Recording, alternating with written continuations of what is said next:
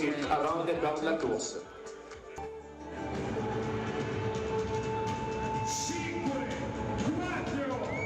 I was interested seeing that aerial shot at the start line. Virtually everyone wearing a cap. Oh yeah. I didn't pay attention to that. Actually, that's a very good point. I mean, if it's in the mandatory kit, which I'd have to check, but I suspect it is, you might as well wear it. Wear it. If it's going to be a hot, sunny day. And now we are live, and these are the same two gentlemen we saw at the aid station. Christian Minogio leading the race, and Martin Antamaten from Switzerland right on his tail. But also one athlete that we'll get to see. Whoa! So this is part of the trails here overlap with another quite famous race in Valle d'Aosta, Tour de Géant, which is Tour of the Giants, which goes past all of these big, giant mountains in the area, Monte Rosa and the Matterhorn being two of the giants. Certainly sticking together. Il y a des chamois, des bouquetins là. Regardez à gauche, team 9. Oh yeah, we get. Woo! More Oh, wildlife. how good is this? We have a third place coming in from the mountain ibex. And there we have images of Martina Valmasoy, absolute Italian stallion. I know we only usually use that for the men, but I think love she that. deserves that title. Yeah. He's Italian. I think we've all underestimated what she is capable of, and I'm excited to see what she does at UTMB next month. I mean, this is a lot of racing. That's the only thing that I'm concerned about. Again, as a category, because it is not quite 100K. You mentioned it earlier, 82 kilometers and 6,300 meters of gain. Like, that's a lot of vert. So here we go. Again, new name around the block, but so far looking super strong. Oh, look at these two goats. Whoa. Oh, that is unreal. Again, they're not even halfway. And look, on this technical descent, you see Christian Minogio pulling ahead quite a bit, while we know that Martin Antamaten is still super strong on this kind of terrain. And the cam runner was talking back to the studios like, guys, I don't know if I'm going to be able to keep up on that descent. And there we go. We actually had the pass. I wasn't sure because it seemed like there was a bit of a difference between her and Martina. But then I understand why Emily looked so aggressive. She's making a big move here. And now we have Emily Forsberg in first and Martina Valmasoy in second in the women's race. And here we have Martina there taking advantage of the water. She's still got her poles out. Did she put her poles in it? I'm not sure. Yeah, because then, if that's the case, like, it has happened before. Some athletes could not fold them. They get stuck. Everything was sticky. I think she just... Oh, sticky. That's it. I think she was just cleaning her hands. We've got a 25-minute gap at the last aid station. There you go. You're going to have to dodge a few cows here. Oh, there we go. There's our French woman, Maud Granier. Ah. Welcome to the party. Hey. And we have Emily Forsberg from Sweden on our screen. She passed Martina Valmasoy from Italy after the last checkpoint. And she is storming through this course. We're seeing on our screen our top two men, Christian Minogio and Martin Antamaten from Switzerland. They are continuing to run neck and neck with Christian Minogio in the lead. This is last year's winner. That's ridiculous. And they are coming up on close to the top of the second major climb, the second out of three big climbs. There are managed to go down on all fours and still rally to take the win. So it is possible to come out unscathed. Our mountain biker, who is doing so well at this 100-kilometer race, I really want to hear, I hope we'll hear it in a post-race interview, what motivated him. Here we go. You can see there the course profile, those three big climbs through the course, starting at Pont Saint-Martin, ending in Clé-Sonnet. And look at that. Look at Christian move. He's so beautiful to watch on these trails. It looks like It looks like he was just born somewhere in the mountains. He's a on man this goat. course. He is a man goat. On est Oh! les chèvres. We have another race against the animals. Christian Minogio versus the wildlife, and it's Christian who wins. So we have first and second on the screen, and it looks like Martin Antamaten is not that far back at all. Wondering if we can see a split to find out those distances from Sunto.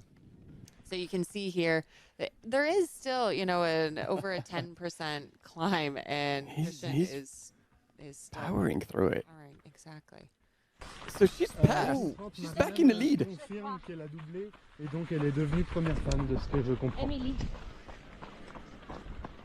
Et elle me parle de Émilie. She is back in first. I was not expecting that. Yes. Bravo. So there you go. I mean, on the right-hand side of your screen, second place, Martin Antamaten. He's still looking extremely strong. Like, there's a lot of spring in his steps, so he's definitely not done. So there we go. Here we go. We're going to get back with our women's leader, Martina Valmasoy. And let's, I was going to say, let's look behind if we can see catch a glimpse of Emily, but no. Martina is also looking behind.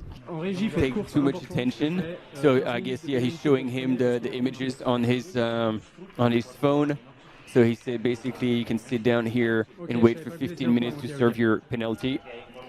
You can see here when this happened, we were chatting, and you were saying, see it here, yeah. It's, you know, it's fine because he's going from flag to flag, and that might be something that would be allowed in sky running, but in these kinds of trail races here, really for the protection of the environment, for the protection of the trails, you have to stick with the path.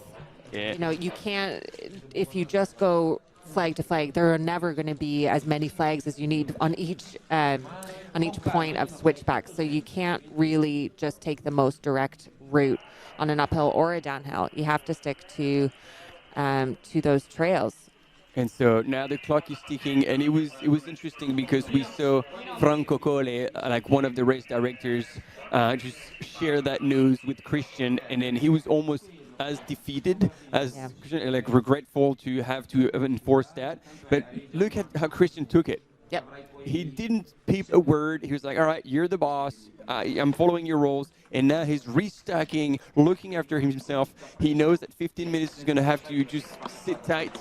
But, man, when he's going to get out of this aid station, that is going to be brutal because he's not going to give up. For all of the runners, but especially the elites, to read the race rules and know them back to front. Have your crew know them back to front.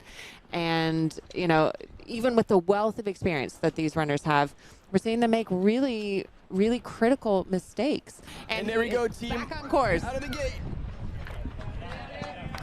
6:55:20. Martin Antamaten.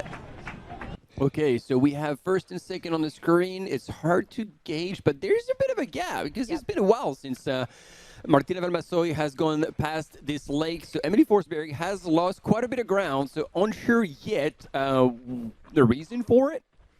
We haven't had close-up images of Emily just yet. It is Emily Forsberg running live alongside two gentlemen, and she is now probably like less than 10 minutes from Champoluc aid station. Having a good chat with the other men on the course. One of them said, it seems that you are stronger than me. So that's what I like to hear. And I love how she, you know, kept her composure. Emily put a massive surge on her, and she was like, all right, nah, you go. Like, she just knows herself, and she's got now admittedly more experience in ultras than Emily. And yeah, she didn't respond, let it happen, and eventually gradually closed that gap. That is a bit on the long side for Martin Antamaten, but he's got the distance nailed, and yeah, that's going to be a big win. Phenomenal. And there we go, Christian Minogio coming to the road, so there will not be a pass, and I think he's lost the I think he knows it. the He- I mean, fire to try. yeah. Like, he's You can giving see up that. the chase. Let's put it that way. You can see they're only 700 meters apart. Yeah. And we're yeah, talking it's about an nuts. 82-kilometer race, and they get to the end just 700 meters apart after a 15-minute time penalty. Yeah. Cheer our men's leader in to the finish line in this 82-kilometer race, 6,350 meters of climb. And men's leader, Martin Antivette, ran an absolutely solid race, chasing down Christian Minugio, sticking right behind him for a good, long part of the race, for hours, in fact, until Christian put a bit of a gap on him and then lost it due to a time penalty. And this is well-deserved. Congratulations to our Swiss winner. Yeah. This is a big one. Going for his victory lap. Christian Minugio waving to the crowds. But He took his time penalty like a champ, but it definitely hurt his race. and he probably will remain the fans' favorite. All the locals, last year's winner. And how can you not cheer for this Italian in a race in Aosta Valley? And there we go. A good hug at the finish line, but that was a tough pill to swallow, I'm sure. We have our third male runner coming so close now to the finish line, coming from France and conquering the Monte Rosa WalserWaeg 100K category. And we're still here. Let's go, Louis Terran, our third place man, really gritting it out. Oh, as he yeah. runs towards the finish line. I love this. He is pushing until the very last step. That's a grimace. Yes, you done it. Wow. Coming in hot. Your top three runners, Martin Antivette and Christian Minugio. And just crossing the line, coming from France, Louis Terran. Martina Valmasoy, who has absolutely stormed through this race yet again.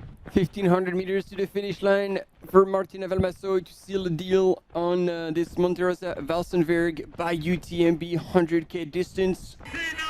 And There we go. Woo! We're getting a hug. We are getting the cowbell out. Let's go, Martina. Party on. Queen of the mountains, Queen of Aosta, we have Martina Valmasoy from the Dolomites. Absolutely stoked to be finishing this race in 11 hours, 30 minutes, a full 40 minutes faster than last year's winner. Grande. With hearts in her eyes. Salt dried on her legs, and now she's going for her victory lap.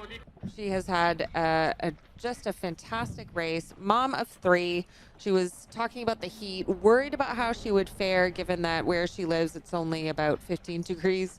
And today we've seen temperatures in the mid-20s or higher with the humidity on top of that. She is glowing. Oh, There is yeah. just total joy emanating from all parts of Emily Forsberg right now. Woo! Let's ring the bell.